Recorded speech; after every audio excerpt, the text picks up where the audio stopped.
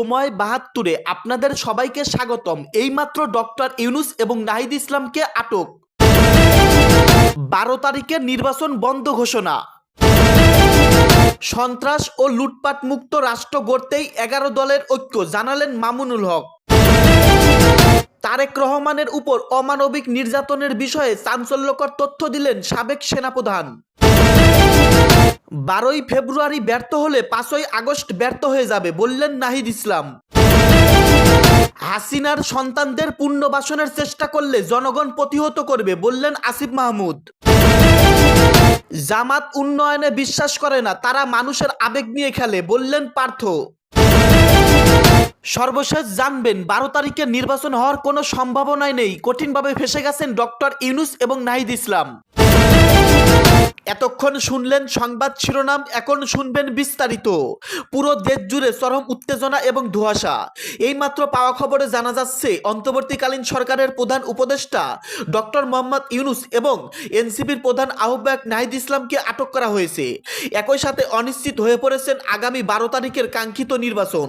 নির্ভরযোগ্য সূত্রে পাওয়া খবর অনুযায়ী আজ সন্ধ্যা নাগাদ আইনশৃঙ্খলা রক্ষাকারী বাহিনীর একটি বিশেষ দল তাদের নিয়ে যায়। কেন বা কোন পরিস্থিতিতে এই আটক, তা নিয়ে এখনো দাপ্তরিকভাবে কোনো স্পষ্ট বক্তব্য পাওয়া যায়নি। তবে এই ঘটনার পরপরই রাজনৈতিক অঙ্গনে তৈরি হয়েছে তীব্র প্রতিক্রিয়া। এদিকে ১২ তারিখের নির্বাচন নিয়ে যে গুঞ্জন ছিল তা এখন স্থবির। প্রধান উপদেষ্টার অনুপস্থিত এবং বর্তমান পরিস্থিতির গুরুত্ব বিবেচনায় নির্বাচন কমিশন আপাতত সব ধরনের কার্যক্রম স্থগিত রাখার ইঙ্গিত দিয়েছেন।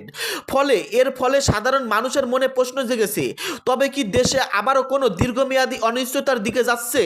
রাজধানী সহ দেশের বিভিন্ন গুরুত্বপূর্ণ পয়েন্টে আইনশৃঙ্খলা রক্ষাকারী বাহিনীর উপস্থিতি বাড়ানো হয়েছে। সাধারণ মানুষের মনে উৎকণ্ঠা এবং উদ্বেগ স্পষ্ট। সামাজিক যোগাযোগ মাধ্যমেও বইছে আলোচনার ঝড়। তবে এখন পর্যন্ত কোনো পক্ষ থেকেই আনুষ্ঠানিক সংবাদ সম্মেলনে ডাকা হয়নি। পুরো পরিস্থিতির উপর আমরা নজর রাখছি। পরবর্তী আপডেট পাওয়া মাত্রই আপনাদেরকে জানাবো, আমাদের সাথেই থাকুন। সংস্কার চাইলে হ্যাঁ ভোট দিন, বললেন মির্জা ফখরুল। বিএনপির মহাসচিব মির্জা ফখরুল ইসলাম আলমগীর বলেছেন, রাষ্ট্রকে মেরামত করতে হলে সংস্কারের বিকল্প নেই। যারা দেশের প্রকৃত সংস্কার ও উন্নয়ন চান তাদের হ্যাঁ ভোটে সিল দিয়ে নিজেদের রায় জানাতে হবে। রোববার ৮ই ফেব্রুয়ারি দুপুরে ঠাকুরগাঁও সদর উপজেলার জগন্নাথপুর ইউনিয়নের গলিমবাবুর হাটে এক নির্বাচনী পথসভায় প্রধান অতিথির বক্তব্যে তিনি এসব কথা বলেন। মির্জা ফখরুল বলেন, বিগত দিনে খারাপ লোকেরা এই রাষ্ট্রকে ধ্বংস করে ফেলেছে। বর্তমানে রাষ্ট্রকে সঠিক পথে ফিরিয়ে আনার জন্য পরবর্তী সরকারকে দায়িত্ব দেওয়া হয়েছে। এই হ্যাঁ না ভোটের মাধ্যমে প্রমাণিত হবে কারা দেশের সংস্কার চায় আর কারা চায় না। যদিও গণভোট সম্পর্কে এখনো অনেকের সস্তা ধারণা নেই, তবে স্পষ্ট করে বলতে চাই, দেশকে গড়তে চাইলে হ্যাঁ বাক্সে সিল দিতে হবে। নিজের নির্বাচনী এলাকার মানুষের উদ্দেশ্যে বিএনপির মহাসচিব বলেন, আপনাদের মূল্যবান ভোটের মাধ্যমে আমি ঠাকুরগাঁয়ের জন্য বিশেষ কিছু কাজ করতে চাই। আমাদের নেতা তারেক রহমান ঘোষণা দিয়েছেন, আমরা নির্বাচিত হলে প্রথমেই ৫০ লাখ মায়ের জন্য ফ্যামিলি কার্ড করে দেওয়া হবে। এছাড়া কৃষকদের জন্য বিশেষ কৃষি কার্ড দেওয়া হবে, যার মাধ্যমে তারা ন্যায্য মূল্য সার, বীজ ও সেচ সুবিধা পাবেন। কৃষক ও সাধারণ মানুষের দুর্ভোগ লাগবে ইস্তেহারের প্রতিশ্রুতি তুলে ধরে তিনি আরও বলেন, বিএনপি সরকার গঠন করলে কৃষকদের ১০,০০০ টাকা পর্যন্ত কৃষি ঋণ সুদসহ মাফ করে দেওয়া হবে। একই সঙ্গে বিভিন্ন এনজিও থেকে নেওয়া মায়েদের ঋণও মওকুফ করার পরিকল্পনা আমাদের রয়েছে। এছাড়া ১.৫ বছরের মধ্যে ১ কোটি বেকারের কর্মস্থানের ব্যবস্থা করা হবে। সাম্প্রদায়িক সম্প্রীতির উপর গুরুত্বারোপ করে হিন্দু ধর্মাবলম্বীদের উদ্দেশ্যে ফখরুল বলেন, এই দেশে সংখ্যালঘু বলতে কিছু নেই, আমরা সবাই এই রাষ্ট্রের সমান নাগরিক। আপনারা নিজেদের অধিকার নিয়ে সাহসের সঙ্গে দাঁড়ান। বিএনপি অতীতেও আপনাদের পাশে ছিল, ভবিষ্যতেও থাকবে। সন্ত্রাস ও লুটপাট মুক্ত রাষ্ট্র গড়তেই ১১ দলের ঐক্য, বললেন মামুনুল হক। স্বাধীনতার ৫৪ বছর পার হলেও দেশের মানুষের ভাগ্য কোনো মৌলিক পরিবর্তন আসেনি, বরং শাসকের পরিবর্তন ঘটলেও শোষণ, লুটপাট ও দুর্নীতির রাজনীতি পূর্বের মতোই বহাল রয়েছে। এই অপরাজনীতির চূড়ান্ত অবসান ঘটাতেই ১১ দলীয় নির্বাচনী ঐক্য গঠিত হয়েছে বলে মন্তব্য করেছেন বাংলাদেশ খিলাফত মজলিসের আমির মাওলানা মামুনুল হক। তিনি বলেন, জুলাই বিপ্লবের আকাঙ্ক্ষার প্রশ্নে কোনো আপোষ করা হবে না এবং ব্যালটের মাধ্যমে সন্ত্রাস ও লুটপাটের রাজনীতিকে চিরতরে বিদায় জানাতে হবে।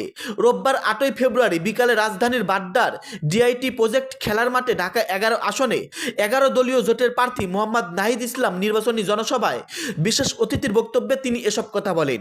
মাওলানা মামুনুল হক বলেন, আমরা কোনো ব্যক্তি, দল বা গোষ্ঠীর স্বার্থে ঐক্যবদ্ধ হইনি। বঞ্চিত, নিপীড়িত ও ভাগ্যহত 18 কোটি মানুষের অধিকার তাদের ঘরে ঘরে পৌঁছে দেওয়ার লক্ষ্যেই আমাদের এই ঐক্য। তিনি বলেন, 1971 সালের মহান মুক্তিযুদ্ধের মাধ্যমে স্বাধীনতা অর্জনের পর মানুষ বৈষম্যহীন সমাজের স্বপ্ন দেখেছিল, কিন্তু স্বাধীনতার 54 বছর পরও জনগণের ভাগ্যে মৌলিক কোনো পরিবর্তন আসেনি।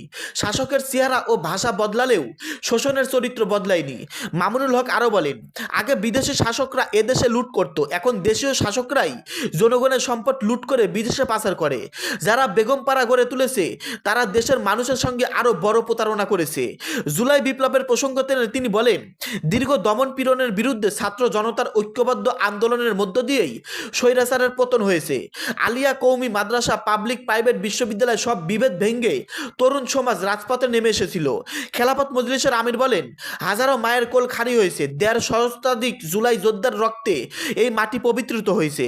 সেই আত্মত্যাগকে যারা সম্মান জানাতে পারে না, দেশের ভবিষ্যৎ তাদের হাতে নিরাপদ নয়।